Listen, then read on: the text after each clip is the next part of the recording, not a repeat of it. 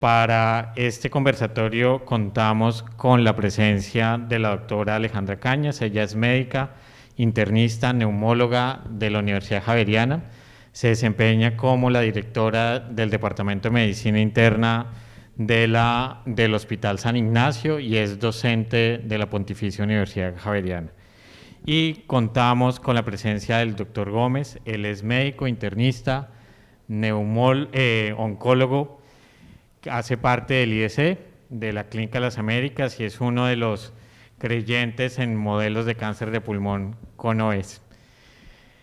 Este pequeño conversatorio tiene como objeto articular de cierta forma lo que todos, sin lugar a dudas, vivimos, pero mirar cómo eso afectó el desempeño en oncología y cómo afectó el quehacer diario de cada uno de nosotros cuando tuvimos, si uno lo ve de cierta forma, la oportunidad de tener el reto más importante de nuestro ejercicio profesional, y donde parte del ejercicio acá era que es imposible cuidar a otros si no nos cuidábamos a nosotros mismos, y en donde en este ejercicio que hizo la pandemia de ponernos a todos en el mismo punto, porque al finalizar un turno o el ejercicio profesional, tanto el paciente como la familia, como el médico que lo atendió, llegaba a la casa con el mismo temor.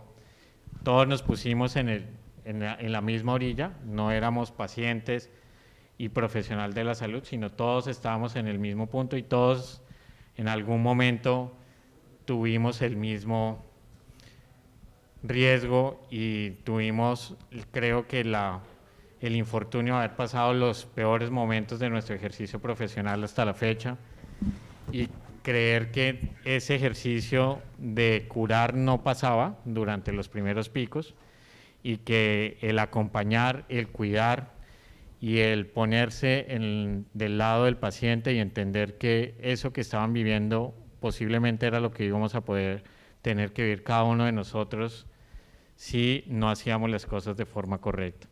Y en ese orden de ideas quisiera preguntarle a la doctora Cañas, desde su experiencia, cómo vivió la pandemia. Creo que más que compartirles aprendizajes, creo que son reflexiones de 20 meses muy extraños para todos, desde lo profesional y desde lo personal. En el Hospital San Ignacio, pues los que conocen, el Departamento de Medicina Interna cobija muchas unidades académicas que dan asistencia, pero también tenemos los estudiantes, los residentes, los fellows de diferentes programas, y creo que la pandemia se divide por etapas, y la primera parte de la pandemia vivimos la incertidumbre de qué hacer con los estudiantes, ¿sí? Creo que en marzo empezamos a decir, los sacamos, los dejamos con nosotros. Muchos de estos programas académicos pues dan asistencia y cobijan oncología, el Centro Javeriano de Oncología, y dentro de esa vocación de lo que hemos hablado hoy a lo largo del día, pues siempre se dio la opción de que ellos se retiraran y pidieran un aplazamiento, pero la decisión institucional del hospital y de la universidad, los estudiantes se quedan, están aquí por su vocación, están aquí por decisión propia, y quien quiera pues puede aplazar, pero esa decisión hoy me cuesta 30 segundos decírselas, pero fueron noches, días, fines de semana de discernimiento, los mandamos a todos a la casa, todos nos vamos a morir, pero no queremos que se mueran nuestros estudiantes, y creo que ellos ahí nos enseñaron, ¿sí? Ninguno se retiró. Son 60 residentes de medicina interna, 30 de medicina de urgencias, 30 de geriatría y bueno, más 12 subespecialidades. Ninguno se retiró y estuvieron ahí con nosotros, con sus profesores y con los pacientes, ¿sí? Creo que ese fue un aprendizaje en medio de mucha incertidumbre, de parálisis, que creo que de eso vamos a hablar ahorita más adelante. La parálisis afectó la atención de todos los otros pacientes, de los pacientes con enfermedades crónicas, cardiovasculares, oncológicas, pero compartirles empiezo con ese aprendizaje, o sea, que los estudiantes y la academia que está alrededor de nosotros, pues no se podía paralizar, nunca paramos pregrado ni ningún posgrado, y eso permitió en algún momento pues también que la parte asistencial no se viera afectada. Doctor Gómez. Pues la parte de la pandemia, con el centro mío es un centro ambulatorio oncológico que está adherido a una clínica que nos presta los servicios para la parte de hospitalización de los pacientes. Yo la experiencia hasta ahora de la pandemia, porque eso no se nos ha acabado, la divido en tres partes.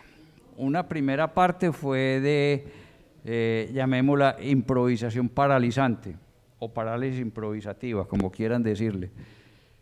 Cuando llega la pandemia, nadie sabía nada. Todo lo que empezamos a hacer, fue improvisando. Lo que uno iba escuchando, lo que los otros decían que estaban haciendo. Para ese momento los chinos habían dicho que lo que tenía que hacer el mundo era encerrarse. Los italianos y los españoles nos habían dicho que la gente estaba muriendo por todos lados. Y en la parte de cáncer particularmente lo que uno escuchaba era terrorífico. Entonces, existía una improvisación paralizante porque todo el mundo, el médico, el paciente, el prestador, todo el mundo estaba paralizado del miedo. Fueron una época en que teníamos que cumplir cosas porque teníamos que cumplir. El ministerio nos daba la orden, sepárense, manténganse lejos, no quiero ver gente, no quiero ver conglomerados, y entonces uno iba respondiendo a lo que el ministerio le iba diciendo. Pero en realidad nadie sabía qué podía pasar con el paciente oncológico. En la parte de estudiantes, como nosotros no tenemos programa propio, sino que son de otras universidades, dependía de la universidad. Yo soy profesor de la Universidad de Antioquia. Los residentes de la Universidad de Antioquia dijeron, no vamos. Y yo pues tuve algunas confrontaciones como profesor. Le dije, es que ustedes creen que esto es de 3 meses. Porque es que la gente, de verdad la gente no pensaba que esto que una pandemia es una cosa tan compleja y tan larga. Ellos pensaban que había médicos que en su temor decían, yo saco vacaciones. Y yo decía, pero sacas vacaciones y venir dentro de 2 meses y crees que esto ha cambiado. Y te gastaste las vacaciones.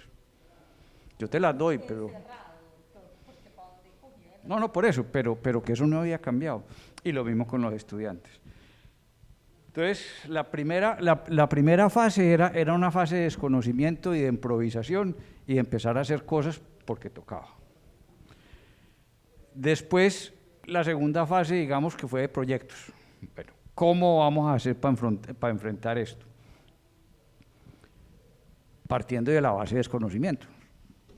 Todavía hoy, y esa es la tercera fase, recojamos el aprendizaje que llevamos hasta ahora, todavía hay mucha incertidumbre y poca certeza en lo que en realidad significa el COVID para el paciente oncológico. Pero lo que primero tenía que hacer uno era tratar de convencer al colega, al paciente, que era seguro o que podíamos y debíamos hacer tratamiento para algo. Como hablaba ahora el doctor Andrés Aguirre, eso era más de gobernanza. Sentémonos dentro de la ignorancia, ensayo y error, porque todo fue ensayo y error. ¿Cómo quiere usted hacer las cosas con cada uno de los grupos médicos? Cada uno de los grupos médicos, por lo menos en oncología, a ver cuál apostaba que el paciente de él era el que más aerosoles generaba. Había que agruparlos por especialidades, coger a los quirúrgicos de cabeza y cuello, coger al quirúrgico de tórax, coger a los quirúrgicos de abdomen, coger a los quirúrgicos, y todos deseaban un montón de protecciones que en realidad pues dice hoy ni se necesitaban, aunque el escenario ya ha cambiado con la vacunación, gracias a Dios, pero ni se necesitaban tanto ni en realidad se sabía. Afortunadamente, de las conversaciones de grupo, que yo creo que es la parte más importante para irle poniendo resumen, de las conversaciones de grupo se fue pudiendo definir cómo quiere cada grupo trabajar y cómo cada grupo trabaja. Y se fue viendo, se fue mostrando cómo debíamos aprovechar esos momentos para tratar de hacer tratamientos quirúrgicos a los pacientes que requerían tratamiento quirúrgico. Se tenían limitaciones. El ministerio decía, usted tiene que tener tantas camas para la clínica, tiene que tener tantas camas destinadas a UCI, tantas a COVID, tantas camas a no. Y ellos mismos ponían muchas limitaciones de qué se podía hacer o qué no se podía hacer. Pero paulatinamente fuimos aflojando y la gente aprendió que se podía ir aflojando. Y aprovechamos mucho esas oportunidades quirúrgicas al punto de que durante una época para la Clínica de las Américas, que es una clínica fluctuando con las camas que se abren y las camas que se cierran por COVID, llegamos a tener como 400 camas. La fuerza en la cirugía era el paciente oncológico. Lo que más logramos superar era el paciente oncológico para tratar de no demorar mucho eso. Aprendimos también cómo ir haciendo el manejo sistémico oncológico y cómo ir protegiendo a los pacientes y cómo irnos protegiendo a nosotros. Quedan muchas preguntas, quedan muchas cosas porque nos tocó hacer. Apareció el invento, con todo respeto, de la telemedicina. Nosotros telemedicina no hacemos, nosotros hacemos teleasistencia, nosotros no tenemos una telemedicina real, hacemos una teleasistencia, pero de esa forma disminuíamos esa presión que teníamos de no tener aglomeraciones en el centro. Si usted lee los resultados de eso que nos queda, de la telemedicina, le quedan a uno un montón de cosas buenas y cosas malas y sobre todo interrogantes. Yo creo que la telemedicina llegó para quedarse. No es de mi gusto, pero no quiere decir que se vaya a ir porque a Rodolfo Gómez no le gusta. Esa se va a quedar. Yo no creo que sea la mejor opción para atender un paciente oncológico. Un paciente oncológico a distancia, por teléfono o aún con televisor, pues si en realidad es telemedicina, es un paciente mucho más complejo para uno poderle dar todo lo que espera. Y eso crea otro montón de preguntas que podemos ir desarrollando ahora más tarde acerca de privacidad, acerca de los derechos que tiene su paciente, de privacidad, de los datos, cómo manejamos los datos, quién es el dueño de los datos, quién suministra los datos, el manejo de lo que vendrá acerca de Big Data y toda esta cosa, con todo ese montón de datos que aprendimos que se pueden manejar en alguna parte del área médica. En oncología lo que uno lee, los americanos reportan resultados que son variables. Por ejemplo, ellos dicen que sintieron mayor oportunidad de atención con la telemedicina. Mostraban ahora, y eso es uno de los reportes que dan también, que los costos de atención, sobre todo de traslado, porque para ellos eso no se nos ve a nosotros o nosotros no sabemos medirlo, los costos de traslados para ir a los centros oncológicos se bajaban en una forma importante. Pero en la misma encuesta hablaba de que solamente el 19% de las personas, de los pacientes, se sintieron que habían recibido lo que estaban esperando del prestador. Entonces, son un montón de cosas que quedan que todavía tenemos que seguir aprendiendo. Durante este primer día del foro, uno de los temas cardinales ha sido cómo transformar los números a desenlaces y cómo el paciente dejó de ser un dato y llevamos 20 meses midiéndonos por datos, por número de contagios, por positividad del número de pruebas y por mortalidad, con un sesgo que todos tenemos en la confiabilidad de los datos que existen en nuestro sistema de salud. Pero durante la pandemia también nos dimos cuenta que ese ejercicio, y en oncología está sobre la mesa de la sobrevida, no cobraba la misma relevancia cuando uno durante 20 meses cambiaban los escenarios. El estadio no es el mismo 20 meses después y el ajuste de la sobrevida ajustada a la calidad de vida era un escenario completamente distinto, aun cuando uno podía demostrar que de cierta manera habían tenido continuidad en la formulación o en el manejo de las teleconsultas. ¿Cómo entender hoy en día cuando llega un paciente a la clínica de cáncer de pulmón de San Ignacio o al IDC con cáncer de pulmón y le dice que hoy en día su estadio es distinto y que gran parte de ese costo se dio por las intervenciones que tuvo el sistema alrededor de la pandemia? Doctora Cañas.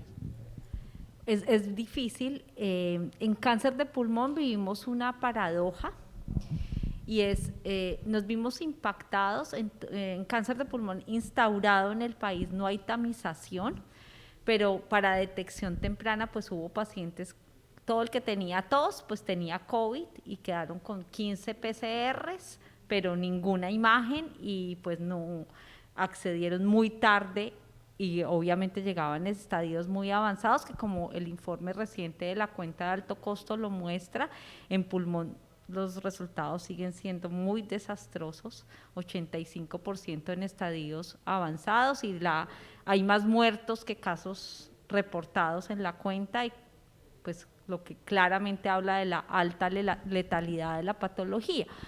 Entonces, ese es un escenario, pero digo que hubo un escenario paradójico y es que como se hicieron tantas tomografías por la neumonía por SARS-CoV-2, hubo también casos de detección temprana.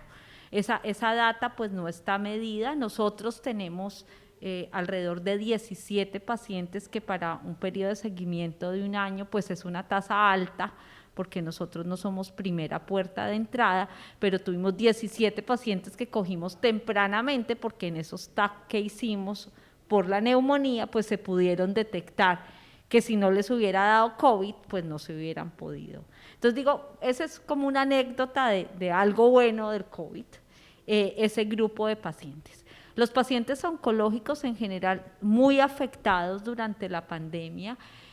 Uno, por lo que anotaba ahorita el doctor Gómez, nos paralizamos y al paralizarnos todo lo de tamización, las consultas de seguimiento, los exámenes, acceder por ejemplo a una broncoscopia era una cosa irrealizable porque como generaba aerosoles y todos nos íbamos a morir y todo iba a quedar aerolizado, pues entonces no había broncoscopia, no habían biopsias percutáneas, eso en un primer escenario.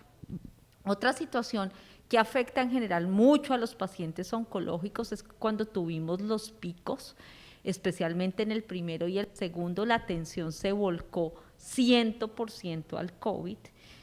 Los decretos de emergencia y todo era, no se puede operar nada que no sea urgente, y pues lo oncológico puede no ser urgente, pero es prioritario, pero no cabía para uno poder programar salas, no. La UCI estaba llena de pacientes con cánulas de alto flujo, intubados, entonces ahí también se penalizó el paciente oncológico terriblemente.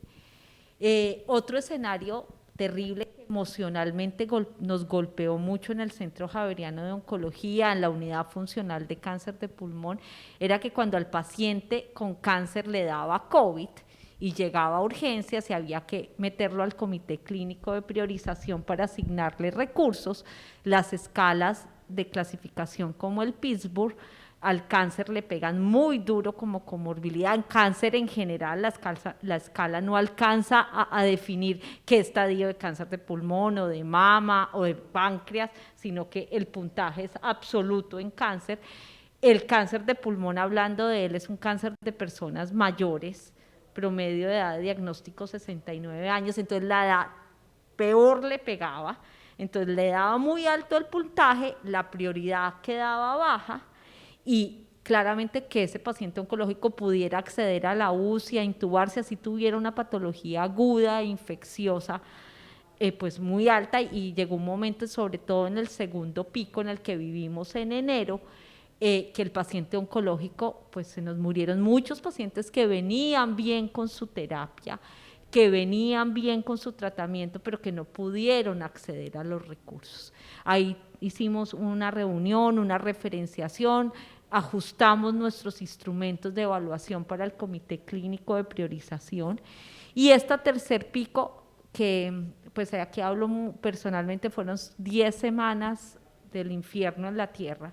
Lo viví mucho más difícil que los 2 anteriores, un poco porque ya había entrado la vacunación en febrero, pensamos que el pico, en ese optimismo que ahorita notaba el doctor, uno dice no nos va a pegar tan duro, va a ser mejor, vamos a estar más tranquilos, pero fueron 10 semanas de demanda de servicios como nunca lo habíamos vivido en personas más jóvenes, pero ahí ya habíamos aprendido y los instrumentos para el comité clínico de priorización se habían ajustado y el paciente oncológico no quedó tan penalizado como estaba antes. El otro escenario es que no volcamos el 100% de los servicios a COVID. Hacíamos reunión todos los días del comité de emergencias a las 9 de la mañana y se reservaban salas, se reservaba quirófano, se reservaban camas de hospitalización. San Ignacio es un paciente oncológico en general, 2 de cada 5 pacientes que vemos son oncológicos de la hospitalización. No paralizamos consulta externa, no paralizamos los procedimientos. Hoy todavía me pregunto cómo hicimos con tanta cosa, con la UCI 5 veces más grande de lo que teníamos, pero no nos paralizamos como la vez anterior y eso permitió que el flujo de pacientes oncológicos pues continuara atendiéndose, operándose, accediendo. Y un punto final que también fue un aprendizaje es que con el servicio de extensión hospitalaria se organizó con las cabezas de oncología y de quimioterapia, dar quimioterapia en casa. ¿Sí? Hubo protocolos para pacientes hematológicos, inmunoterapia, que se organizó rápidamente un servicio de atención en casa, entonces iba a oncología a ver al paciente a la casa, iba la enfermera oncológica, se les pudo administrar la quimio y eso es una cosa que se quedó. Eso ya lo instauramos, Extensión Hospitalaria designó un área, un grupo de médicos generales, de enfermeras, hay oncólogos haciendo visita domiciliaria, que ese modelo de atención no lo teníamos antes de la pandemia, y eso ha permitido brindar cuidados paliativos en casa, quimioterapia en la casa, pero no es teleasistencia ni teleorientación, es servicio directo examinando al paciente, pero en su domicilio.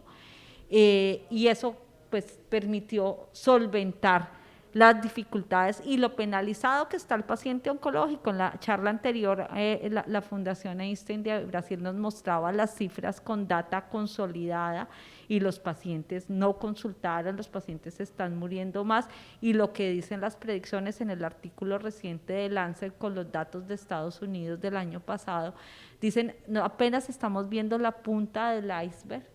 Sí, el desastre oncológico se va a ver en los siguientes 3 a 4 años de todos los exámenes de tamización que se dejaron de hacer, de mamografías, de la población. Hay una población y sobre todo la mayor todavía con mucho miedo de salir a la calle, de ir al hospital y pues ese impacto lo vamos a ver en unos próximos años. Doctor Gómez. Sí, no, es... evidentemente, dentro de las que están, lo que se ha hecho de proyecciones, eso va a ser una segunda pandemia de muertes potencialmente previsibles. Proyecciones estiman que el retraso en 3 meses en la atención de un paciente oncológico aumenta la mortalidad en el 10%, el retraso a 10 años, el retraso en 6 meses en su diagnóstico aumenta la mortalidad a 10 años en 30%. O sea que para dentro de 10 años vamos a tener cifras mucho mayores de mortalidad por cáncer. Y la situación de lo que pasó en Colombia, por ese miedo paralizante, porque es que eso fue de todos, lo tengo aquí en el pastel, me permito leerlo, lo que informó el CISPRO el año pasado, con 3 ejemplos nomás. Citologías por mes. En enero del 2019 en Colombia hicieron 178.000. En abril del 2019 se hicieron 13.100. Mire el porcentaje de disminución. Colonoscopias en enero del 2019, 16.000. En abril del 20, 2.000. y mamografías en enero del 19, 66.000, en abril del 20, 6.558. Eso fue lo que pasó. O sea, todos entramos en una parálisis y todo se nos paralizó. Hoy sabemos, y dentro del estudio de nosotros también, pues de Colombia, el estudio que hizo la ACHO, que fue de 170 pacientes con cáncer y COVID, los pacientes que estaban en posoperatorio por enfermedad curable y los pacientes que estaban en quimioterapia por enfermedad curable no tuvieron una mayor mortalidad por COVID. Los pacientes oncológicos son más delicados, se mueren más por COVID cuando son pacientes recurrentes, enfermedad metastásica y que están en tratamiento paliativo. Esos se mueren mucho más. Además de lo que pasa lo que decía la doctora, los criterios para si se conecta a ventilador, si no se conecta a ventilador, pero las cifras que reportó la ACHO, la Sociedad Colombiana de Hematología y Oncología Clínica, fueron muy similares a las cifras que reportaron los americanos y que reportaban los ingleses en cuanto a mortalidad. Y tienen la misma circunstancia acá. A nosotros, Colombia, no se nos murieron más pacientes que fueran curables, que se trataron con cirugía y que se trataron con quimioterapia. Esa es una de las lecciones que vamos sacando de esto. El paciente que requiere tratamiento para enfermedades que sean potencialmente curables, yo hablo de cáncer, debe recibir ese tratamiento. En unas futuras pandemias, Dios quiera que no nos vuelva a tocar eso, a los hijos de nosotros, a los nietos, dos o tres generaciones después, como los de la gripa española, que fueron mi bisabuelo, y hubo un brinco ahí que no les tocó nada. Tienen que aprender que es que uno no se puede paralizar, y lo que nos queda ahora, lo que más énfasis tenemos que hacer ahora es tratar nuevamente de coger promoción, prevención y diagnóstico temprano. Abrirle la puerta a esos para poder hacer el tratamiento. Ustedes han tocado un tema que es importante y es la brecha que existe entre lo que existe en los modelos integrales del cáncer, donde la diferencia no está en el conocimiento o que uno tenga acceso a mejor evidencia que otro en un instituto o en otro, eso ya no es un factor diferencial, pero existe una importante barrera entre esa medicina basada en la evidencia y el concepto de medicina basada en valor, en donde encontramos que difícilmente lo que nos mostró la literatura es lo que nosotros vimos en el día a día, y donde esa evidencia y esos datos del mundo real nos demuestran que nosotros estamos lejos de lo que estamos publicando, que los porcentajes de ocupación en UCI que nos muestran día a día que estamos en un escenario de tranquilidad. Todos nosotros sabemos en el escenario hospitalario, en el escenario ambulatorio, que ese 60% está con el exceso de pacientes que juiciosamente se quedaron esos 20 meses guardados. ¿Cómo hacer de hoy en día, después de todo lo que hemos aprendido en la pandemia, o desaprendido, tal vez hemos quitado más cosas de las que hemos puesto durante estos 20 meses, cómo hacer hoy en día para decirle al paciente que al final del ejercicio nosotros nos equivocamos y que realmente si tenemos esa concepción de tener una profesión que se basa en el acto de servir, que el escenario va a ser distinto a partir de el momento en que declaren la finalidad de la pandemia, o en ese utópico que nos íbamos a reinventar y íbamos a ser mejores, pues realmente pues van a volver a vivir lo mismo que tenían previo a la pandemia. Difícil esa reflexión, Carlos. Como dice Fernando Sabater, que él cree que la pandemia no nos va a dejar mejores, sino más pobres.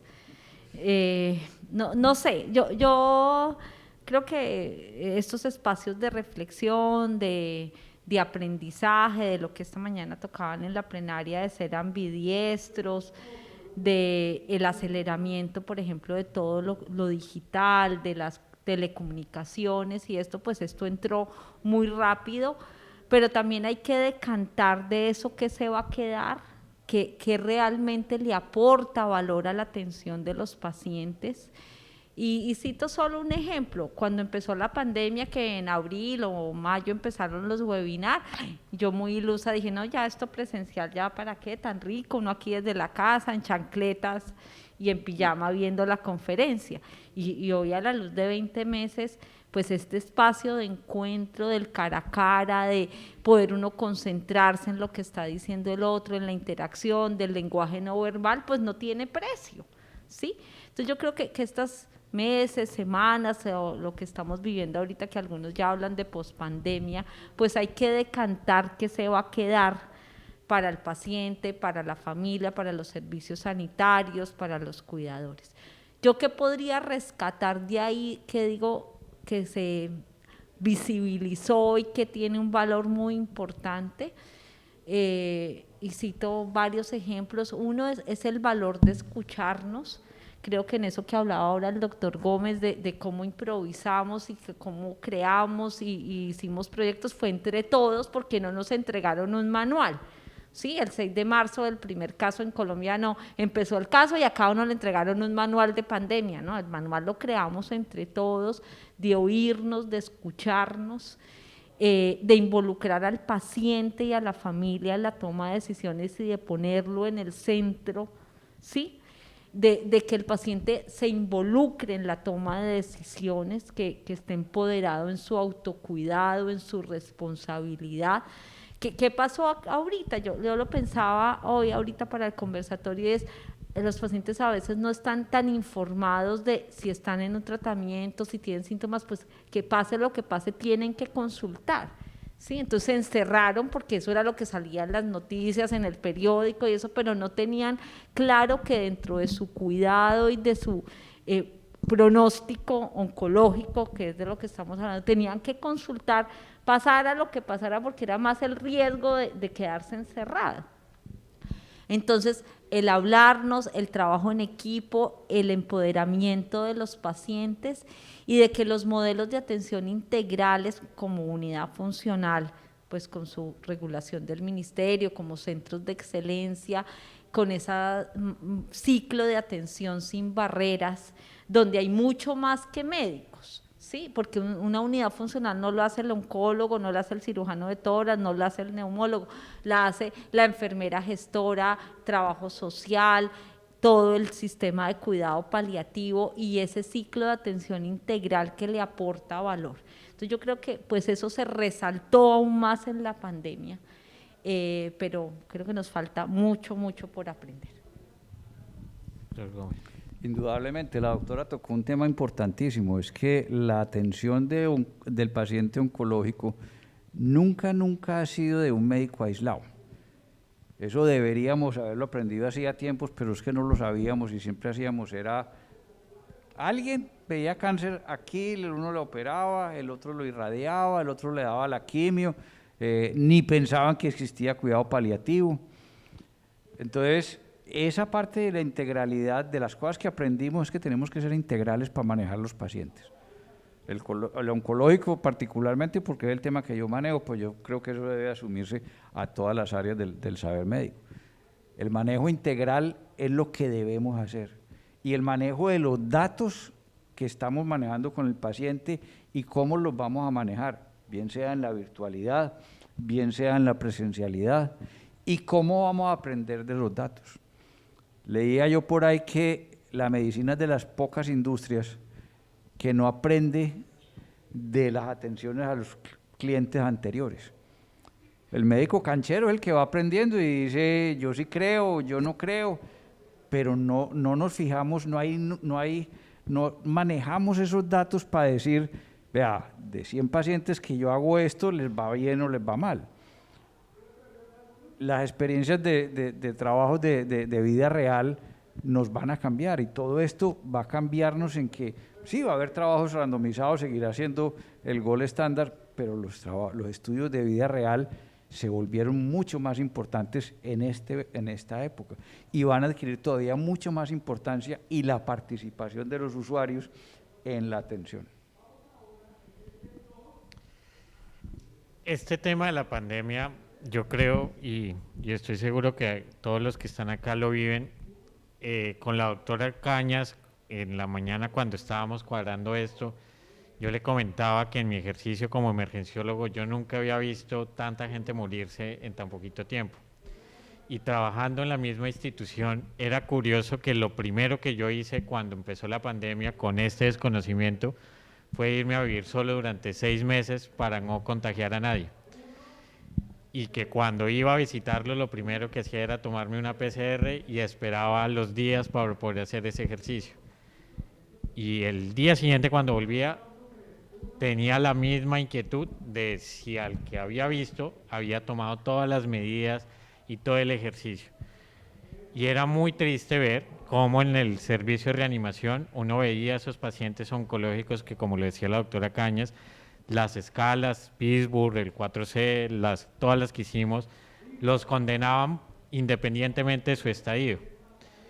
Y ver que en el escenario al final del ejercicio uno nunca tuvo en el centro el término que tienen todas las instituciones del país del ecosistema del paciente. Al final era un paciente y uno veía en la puerta a la familia llorando y saber que a los 8 días llegaba la esposa, llegaba la hija y que era un efecto dominó y que lo único que uno hacía cuando salía de ese servicio era que yo haría todo lo posible para no estar en los pies de esas personas. Hoy en día, cuando uno está como en este valle y uno ve a esos pacientes con cáncer que llegan al servicio de urgencias, en mi caso, y que sobrevivieron a ese ejercicio porque fueron muy juiciosos y muchos les dio COVID y no les fue tan mal, uno hace el ejercicio y mire, si realmente yo prioricé y las instituciones priorizaron como debimos haberlo hecho y que si nos llegara otro cuarto pico, ¿qué deberíamos cambiar en el ejercicio? Y parte del problema, y también lo vemos acá en la importancia y todo lo que nos ha dicho el Ministerio de hacer rutas integrales de atención, en el caso de Bogotá y no sé en Medellín, nunca vimos que se protegiera una institución para pacientes que no fueran COVID, en la realidad. Sino cada uno empezó a hacer lo que podía, como tenía, pero nunca tuvimos realmente una política integral de la atención. Estos se van para un lado, estos se van para el otro, y garantizamos que todos tengan el mejor desenlace posible. Si hoy tuvieran que cambiar algo, o si tuvieran que prepararse y mañana nos dicen que entramos en el cuarto pico, ¿qué cambiarían?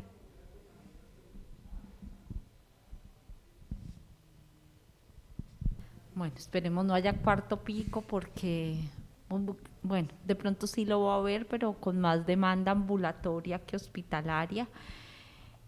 Yo qué cambiaría, eso que usted dice, doctor, referente a no poder haber segmentado la atención de los pacientes, pues es el reflejo de los problemas de aseguramiento que tenemos y de las referenciaciones y de que las instituciones queremos todas hacer todo, tener centro de excelencia en errores innatos del metabolismo, todas las unidades funcionales oncológicas, centro de excelencia en enfermedades cardiovasculares, y es muy difícil poder dar el estándar de calidad con condiciones que la demanda de servicios son muy diferentes. A lo que necesita un paciente oncológico con cáncer de mama probablemente difiere un poco de lo que necesita un paciente con cáncer de próstata o cáncer de pulmón. Entonces, como traemos ese lastre de que el aseguramiento se hace con una institución, pero no con condiciones de salud, ¿sí? Yo no contrato los servicios de San Ignacio para la clínica de excelencia en asma o en cáncer de pulmón, sino para un portafolio de servicios. Cuando nos viene la pandemia, pues obviamente que el gobierno no encontró la forma de poder decir, mire, el Instituto Nacional de Cancerología se queda reservado, exclusivo para oncología, y todo el mundo refiere a los pacientes allá, y San Ignacio dedíquese a atender neumonía por COVID, ¿sí? No sé, yo creo que para algunos países muestran experiencias exitosas al respecto. Europa, en especial los Países Bajos, que tienen sistemas de aseguramiento públicos, como Holanda, etcétera, ellos sí segmentaron las instituciones, segmentaron al personal de salud y mostraron unos resultados exitosos que no sé a largo plazo cómo se comportaron, pero probablemente ese sería un mecanismo para poder no paralizarnos en la atención, porque cuando uno institucionalmente en lo hospitalario quiere tener rutas diferenciadoras, ¿sí? No sé en las instituciones de ustedes, pero en San Ignacio se volvió un caos para poder señalizar el camino por donde iban las camillas del COVID, y entonces pusimos unos conos y unas alarmas, y estos ascensores para el COVID, y estos para el no COVID. Eso es muy difícil porque el hospital no está diseñado para tener 2 o 3 rutas de atención. Yo creo que eso podría aportar en la atención de una cuarta ola, no paralizarnos, y lo ambulatorio, las especialidades quirúrgicas, potenciarlas y un poco, pues así, yo también pienso que así vamos a estar mucho tiempo, como decía ahorita el doctor. Yo creo que con tapabocas, con distanciamiento. Yo misma reflexiono y yo digo, yo creo que yo voy a terminar mi ejercicio profesional con un tapabocas. O sea, yo ya no me veo en urgencias o entrando a la UCI sin nada, ¿sí? Yo digo, no, yo creo que a mí de aquí me sacarán con tapabocas, porque no me veo dentro del hospital, ¿sí? En áreas, porque es que creo que esto también nos hizo reflexionar sobre nuestro autocuidado como personal sanitario, ¿sí? Yo me acuerdo en el 2019, yo soy profesora de neumología en San Ignacio, de asomar la cabeza a sala de broncoscopio porque estaba otro colega haciendo broncoscopia y me llamaban para que mirara la pantalla y opinara algo, y entrar la cabeza a la sala de broncoscopio sin tapabocas. Sí, o sea, no estoy hablando hace 10 años, estoy hablando un minutico, y uno abría y entraba la cabeza. O sea, hoy yo no me imagino en el hospital sin un tapabocas. Entonces creo que eso también nos ha hecho reflexionar en los protocolos de bioseguridad que ya teníamos, que ya estaban en el papel, pero que tampoco cumplíamos a rajatabla como debería ser. Porque eso sí nos enseñó que eso nos cuida, ¿sí? En este momento, que tiene evidencia, lavarnos las manos, tener tapabocas, y que ante un cuadro respiratorio, viral, digestivo que pareciera infeccioso, uno no deba ir al hospital a toserle a todo el mundo encima, ¿sí? Como hacíamos antes. En el 2019 uno iba con gripa, con mocos, ahí tengo una gripa terrible, y el otro se sentaba al lado de uno muy tranquilo. Creo eso ya tiene evidencia, y la tenía, pero no lo cumplíamos. Y eso nos cuida, y creo que así vamos a tener que operar mucho tiempo. Ante la demanda de servicios, yo pienso los recursos en salud son finitos y poquitos, ¿sí? Y toca en el momento dado, como ante un desastre natural, pues repartirlos de la mejor forma y de la forma más equitativa y bajo estándares de decisiones de grupo. Doctor Gómez. Sí, la circunstancia, si se vuelve a repetir, o mejor dicho, cuando se vuelva a repetir, que esperemos que no sea muy grande, pero yo pienso que sí va a haber varios picos con los que tenemos que aprender esencialmente, yo diría 2 cosas. Cómo aprender a atender las necesidades de las personas a distancia. Teleasistencia no es una atención adecuada de ninguna necesidad de una persona, uno no le satisface ninguna de las inquietudes con llamar a una persona y decirle cómo estás y te mando la fórmula por WhatsApp o por correo electrónico. Eso no satisface las cosas. Tenemos que aprender cómo satisfacer las necesidades de las personas a distancia, y cómo hacer para que el Estado sepa atender a los sanos y a los mórbidos. En esta pandemia, si no se atendía el COVID, a duras penas dejaban ver los mórbidos, pero de resto el Estado se le olvidó, y las aseguradoras también, que el sano existía. Y esas son las cifras que les mostré de la caída de citologías que se dejaron de hacer, de mamografías que se dejaron de hacer, de atenciones en medicina general. Eso no puede pasar porque es que eso va a ser otra pandemia. Dentro de 10 años vamos a tener la misma mortalidad por cáncer que teníamos hace 10 o 15 años. Lo poquito que habíamos ganado en Colombia y lo que ganaron afuera, todo eso se perdió. Y se perdió porque sí, hay que cuidar al mórbido, obviamente que sí, pero también tenemos que mantener recursos para poder atender en forma temprana lo que sea el paciente sano sin descuidar al sano. Esa parte no se puede dejar. Ya como, pues, penúltima pregunta, les agradeceríamos si alguien del auditorio quiere hacer la última pregunta a los panelistas. Yo les quisiera preguntar, en oncología viene pasando una dinámica que es muy interesante y es que ya tener una condición oncológica en estadio 3 o 4 no necesariamente está vinculada a una mortalidad temprana y si esto no hubiera pasado con la pandemia, uno podría hablar que muchas condiciones en cáncer se iban a volver una enfermedad crónica, como tener EPOC o tener asma, como lo ha sido la leucemia mieloide crónica en la actualidad. O sea, puede ser equivalente a un EPOC si tiene un buen aseguramiento y tiene una continuidad en su tratamiento. Entendiendo que la realidad del cáncer con las opciones terapéuticas actuales han cambiado, uno cómo debería transformar los modelos de atención para poder responder a esa nueva necesidad cuando ya oncología no tiene el estigma que tenía hace unos años de solo los tempranos cambian su desenlace y hoy en día puede uno tener pacientes con estadio 4 con una calidad de vida estupenda, con una sobrevida larguísima, puede, como pasa hoy en día con el VIH, cómo modificar los modelos de salud a modelos de enfermedades crónicas en oncología. Bueno, yo no soy oncóloga, yo soy neumóloga, y entonces pues de lo que puedo opinar un poco es del cáncer de pulmón, que claramente ha cambiado en estos últimos 10 años. Cuando yo hice neumología, pues tener un cáncer de pulmón era pues nada, condenado a la muerte. Claramente la gente decía oxígeno, morfina para la disnea y se acabó. Y eso tampoco hace pues 50 años. Pero en estos 10 años, con todo el tema de las terapias dirigidas, de la inmunoterapia, el escenario se ha cambiado y nosotros lo hemos visto, o sea, la transición de pacientes con estadio 4 que tienen unas sobrevidas mayores, que pasan el año, los 2 años, 3 años, con muy buena calidad de vida.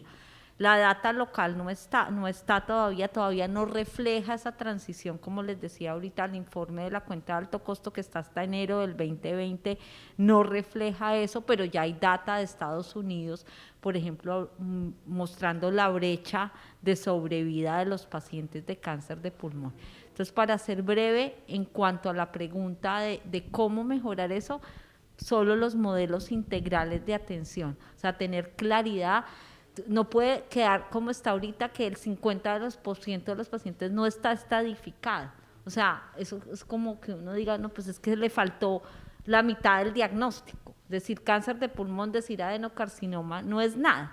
Y solo con mutaciones, con ALK, con EGFR, con PDL1, solo alcanza alrededor del 27% de los pacientes.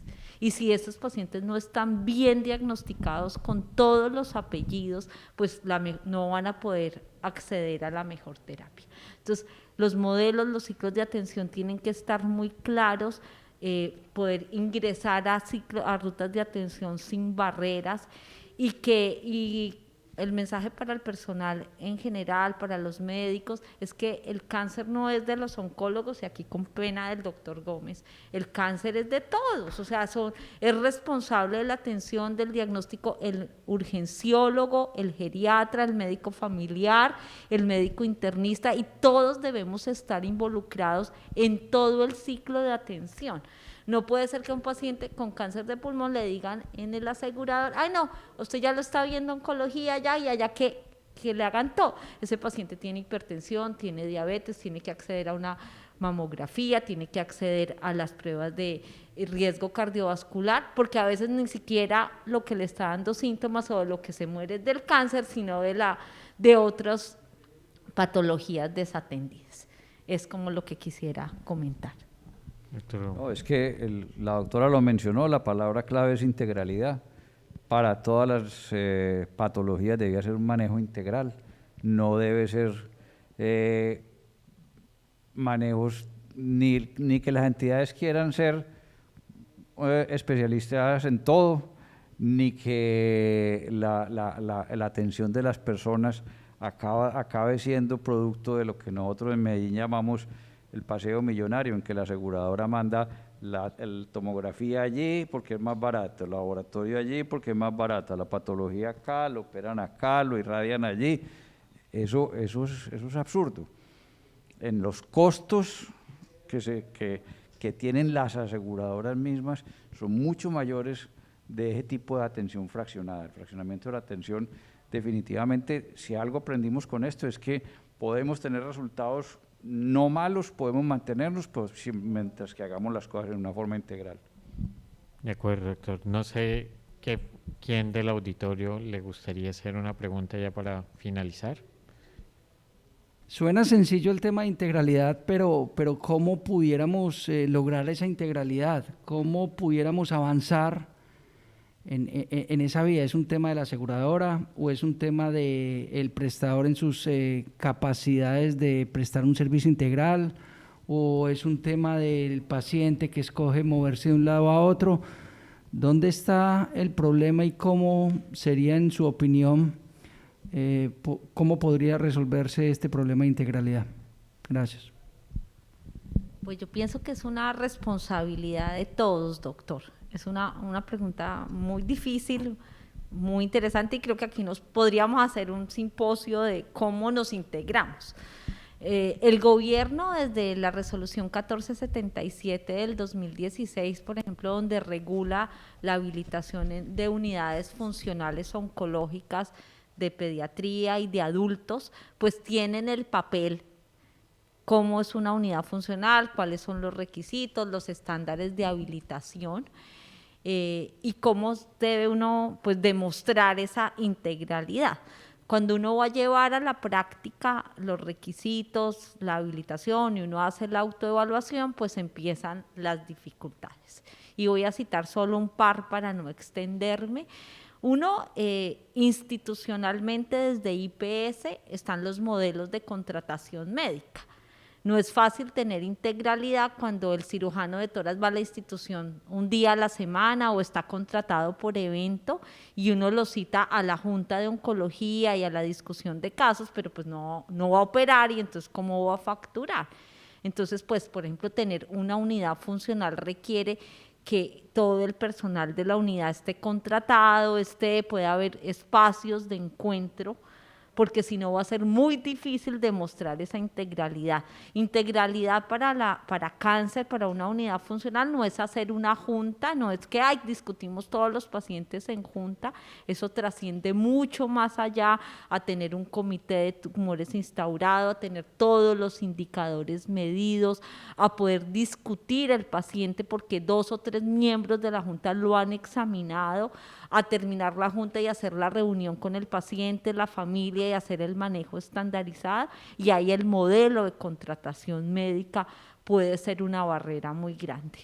Lo segundo, el asegurador tiene que entender que está apostando a mediano y a largo plazo, porque es lo que hace cuando atomiza y fracciona la atención, es buscando que la consulta le valga menos.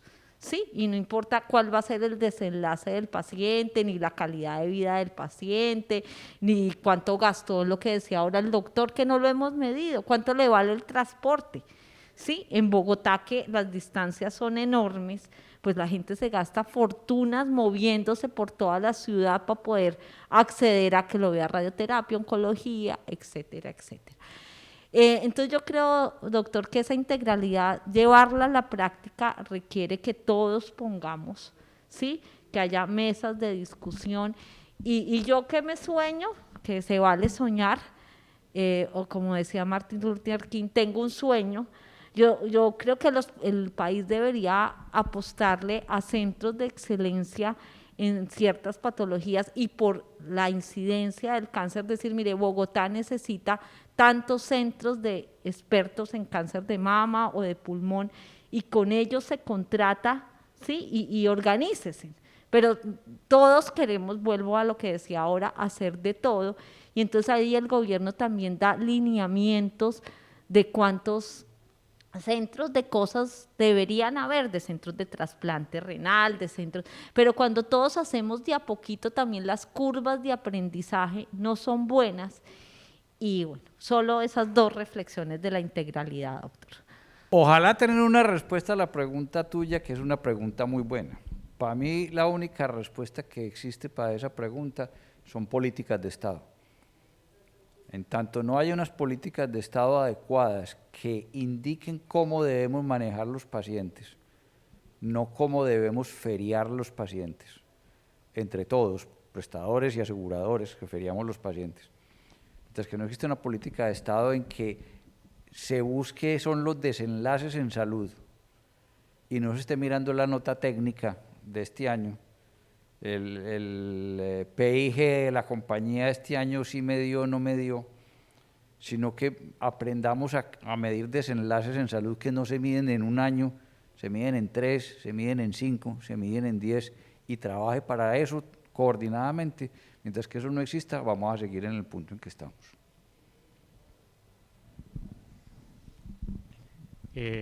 Yo le agregaría a lo que han dicho el doctor Gómez y la doctora Cañas, que en el sistema hay una problemática adicional a las políticas y es que no hay datos para demostrar eso. Nosotros no tenemos datos de cuánto le cuesta al sistema hacer esa fragmentación del cuidado y cuál sería el impacto de tener modelos integrales de atención y cómo eso impactaría en los desenlaces, en la sobrevida, en la calidad de vida. Por eso hay que empezar por medir desenlaces en salud. Vender que como política de Estado se aprenda que lo importante es tener buenos resultados en salud, que los desenlaces que yo mida, lo que me interesa no es solamente cuánto gasté, sino cuánto me costó lo que yo gasté.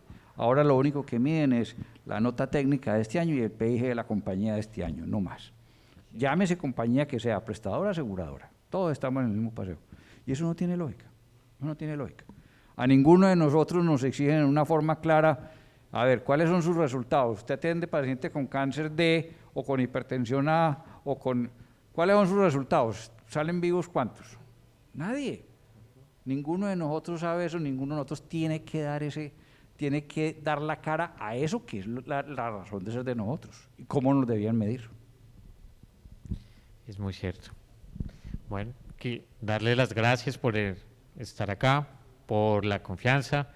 Al doctor Gómez y a la doctora Caño, muchísimas gracias por su disposición, por este espacio y pues es la invitación a realmente desde el sistema de salud a aprender de lo que hemos vivido y a realmente hacer las cosas mejor y no que nos pase lo que pasaba emulando libros, que terminemos en la sociedad del cansancio en este ejercicio y donde la inercia de las cosas nos hizo desaprender todo lo vivido con esta pandemia. Muchas gracias. Muchas gracias a ustedes.